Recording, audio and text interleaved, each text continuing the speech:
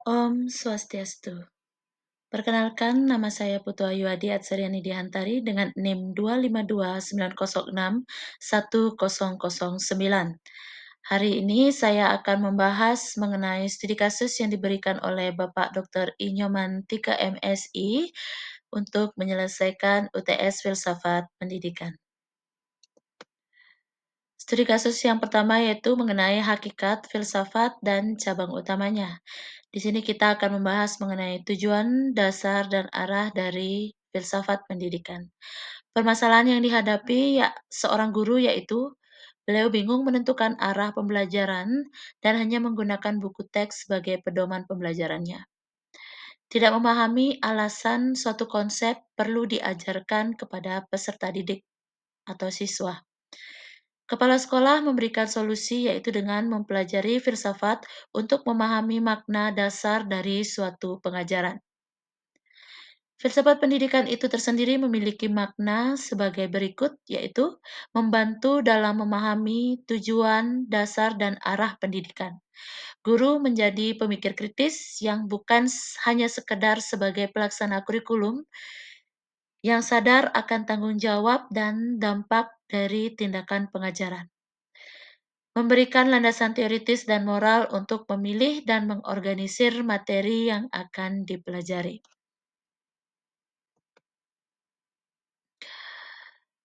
Cabang utama filsafat pendidikan ada tiga. Yang pertama, ontologi, berfokus pada hakikat, keberadaan, dan realitas pendidikan.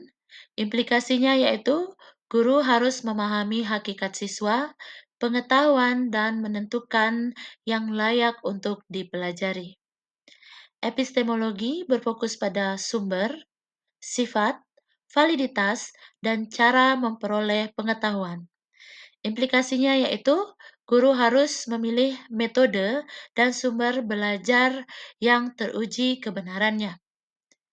Aksiologi berfokus pada nilai-nilai, etika atau moral, dan estetika pendidikan. Implikasinya yaitu guru harus menentukan nilai-nilai dan relevansi materi untuk mencapai tujuan akhir kebahagiaan. Studi kasus yang kedua yaitu guru dan pertanyaan ontologisnya. Dalam sebuah pelatihan, seorang guru bertanya, apakah belajar itu suatu proses menghafal atau suatu proses untuk membentuk suatu makna? Sebenarnya ontologi itu membahas hakikat atau esensi dari belajar dan pengetahuan.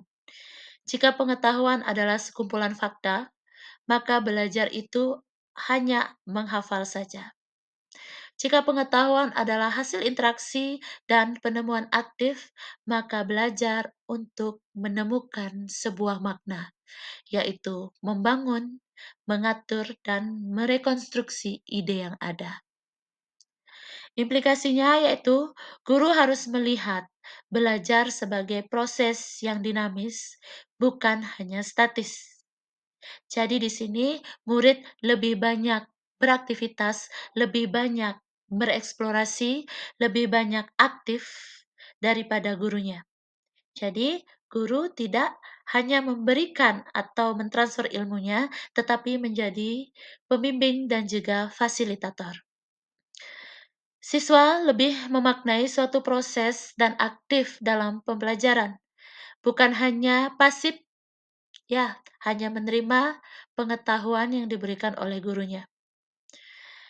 Guru merancang pembelajaran yang inovatif dan kreatif dengan melibatkan siswa secara aktif, reflektif, dan membangun makna.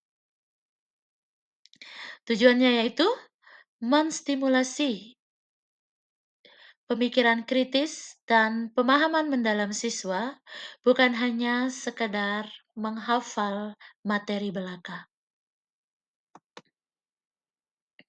Studi kasus yang ketiga, epistemologi di ruang kelas. Seorang dosen memperkenalkan berbagai cara memperoleh suatu pengetahuan, yaitu melalui pengalaman, eksperimen, hingga intuisi. Pemahaman sumber pengetahuan dapat mempengaruhi metode mengajar yang akan dipilih oleh guru. Guru dapat mengadopsi beberapa metode yang variatif. Sejatinya epistemologi itu mempengaruhi metode ajar. Jika sumbernya dari pengalaman, maka metode yang tepat digunakan adalah eksperimen di laboratorium, observasi lapangan, dan simulasi. Jika sumbernya berasal dari akal atau logis, maka metode yang tepat digunakan yaitu diskusi Sokratik, analisis kasus, dan pemecahan masalah.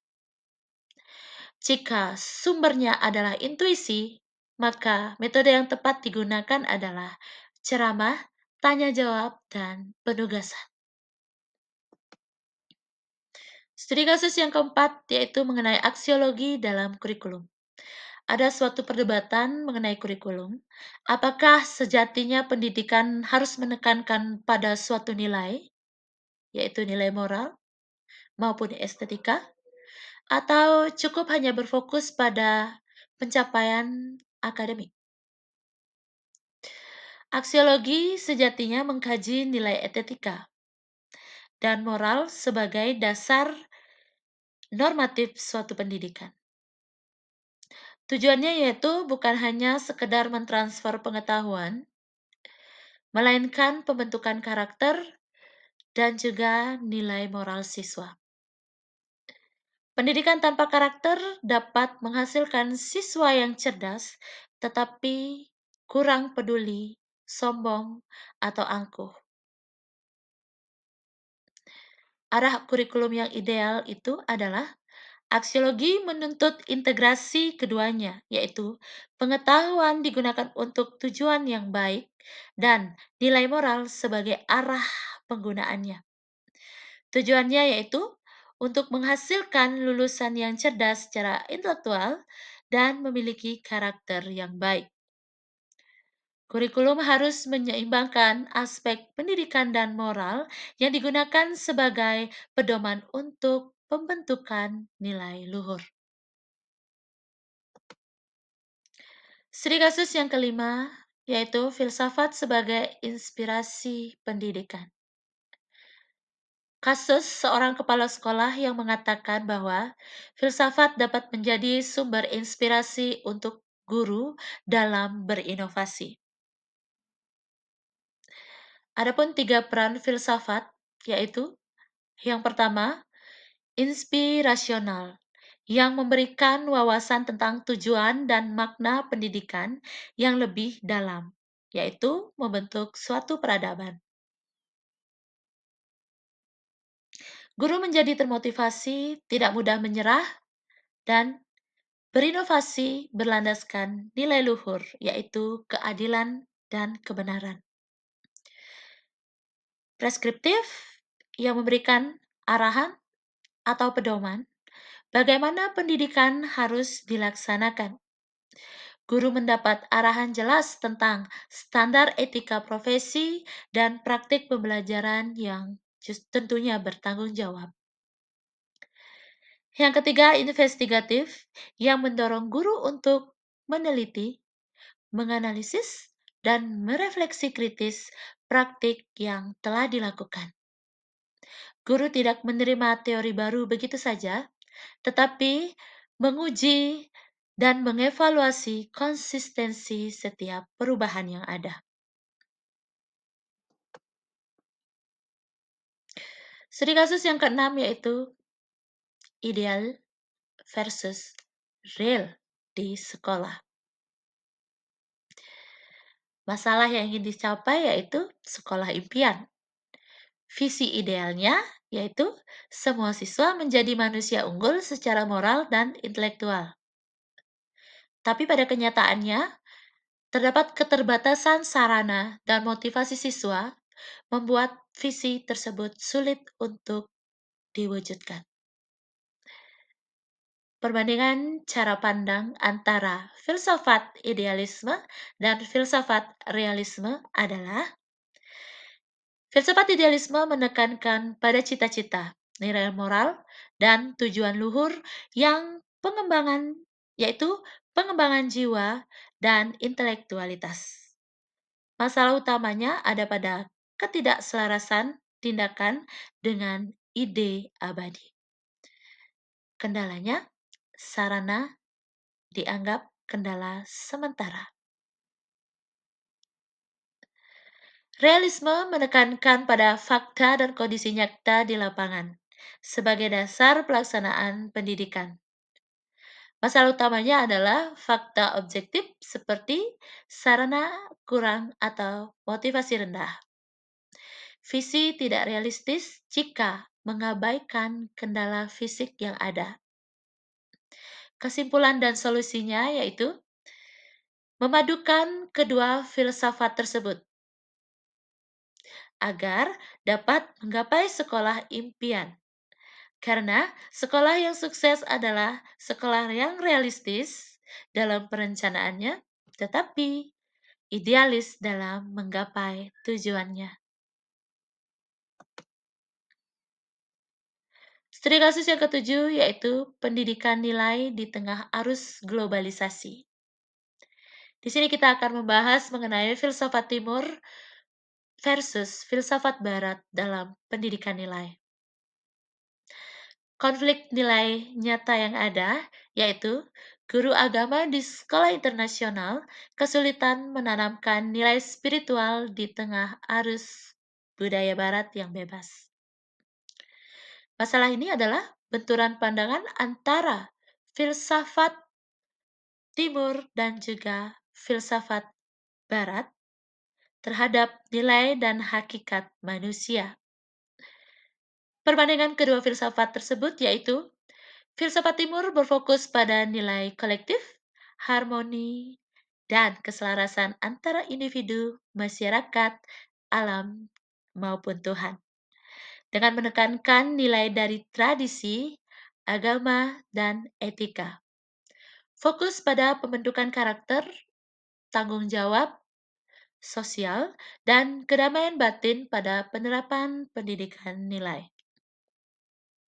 Filsafat Barat berfokus pada nilai individualisme, kebebasan, rasionalitas, dan pencapaian pribadi.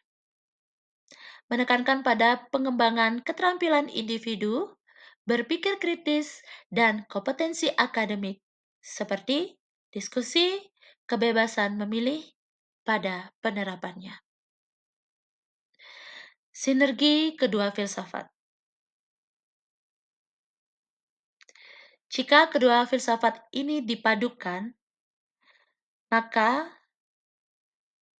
nilai-nilai spiritual dan etika timur dengan pendekatan kritis dan kebebasan berpikir dari barat akan mencapai suatu pendidikan yang diharapkan. Hasilnya, menghasilkan siswa yang cerdas secara akademik dan memiliki karakter yang kuat serta bertanggung jawab sosial.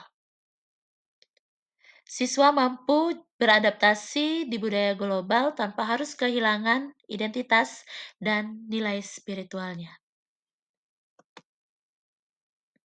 Studi kasus yang ke-8 dan ke-9 masih memiliki hubungan yang erat, yaitu pragmatisme di era digital dan pembelajaran atau model pembelajaran problem-based learning.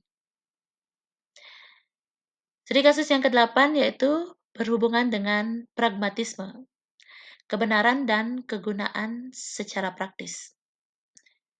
Pragmatisme di era digital. Kasusnya yaitu efektivitas guru dinilai berdasarkan kepuasan siswa dan hasil belajar cepat, sedangkan refleksi filosofisnya dianggap tidak praktis. Konsep pragmatisme menyatakan bahwa nilai dan kebenaran terletak pada kegunaan praktisnya bagi kehidupan nyata. Pragmatisme tidak hanya menuntut hasil yang cepat, tetapi juga pentingnya pengalaman, aplikasi, dan kemampuan berpikir kritis siswa. Menurut John Dewey, pendidikan itu digunakan sebagai proses belajar melalui pengalaman, learning by doing, Sedangkan refleksi filosofis harus dikaitkan dengan aplikasi praktis, yaitu menerapkan teori atau pengetahuan teoritis ke dalam situasi dunia nyata untuk memecahkan masalah atau mencapai suatu tujuan. PBL dan pragmatisme. PBL merupakan proses atau model pembelajaran dengan belajar dari masalah nyata.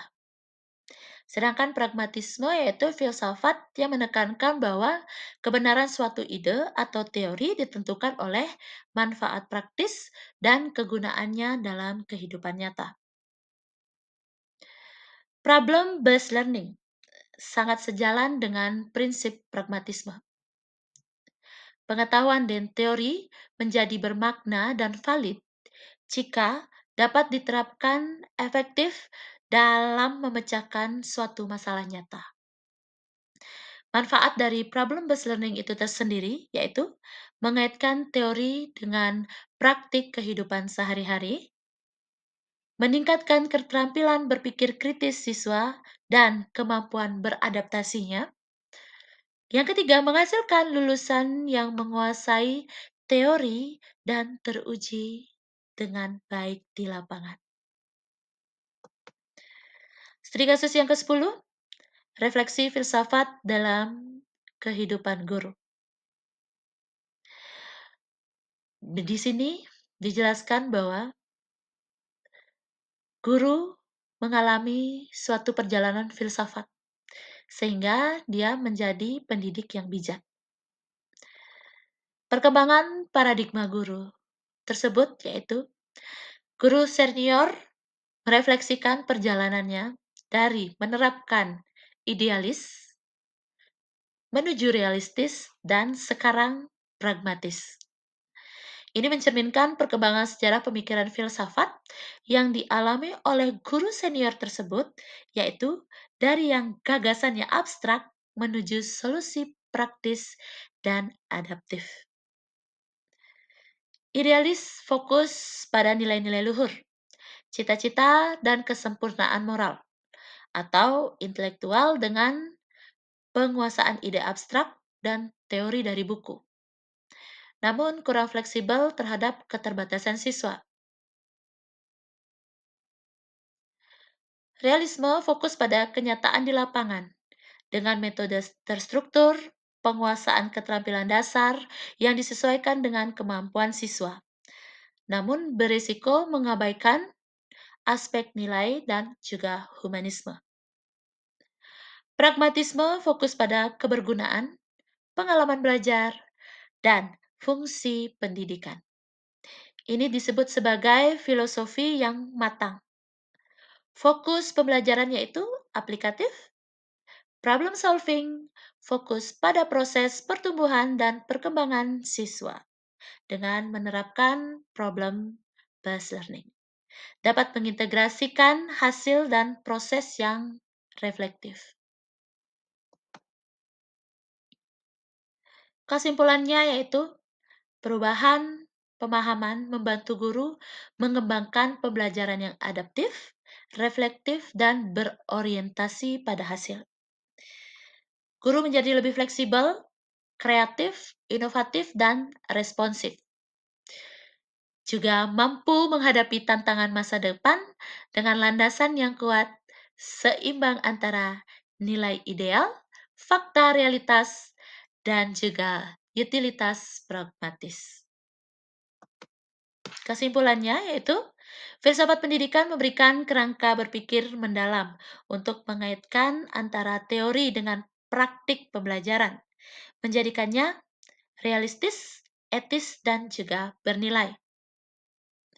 Keseimbangan adalah kunci, yaitu pendidik yang bijak mampu menyeimbangkan tuntutan ideal atau visi, batasan realistis atau fakta lapangan, dan kebutuhan pragmatis, aplikasi, dan kebergunaan. Yang ketiga, dengan memahami ketiga cabang utama, ontologi, epistemologi, dan aksiologi, guru dapat menentukan tujuan dasar dan arah dari pendidikan yang lebih bermakna dan tentunya tepat sasaran. Baik, sekian pembahasan dari beberapa studi kasus yang diberikan. Terima kasih dan Om Santi Santi Santi Om.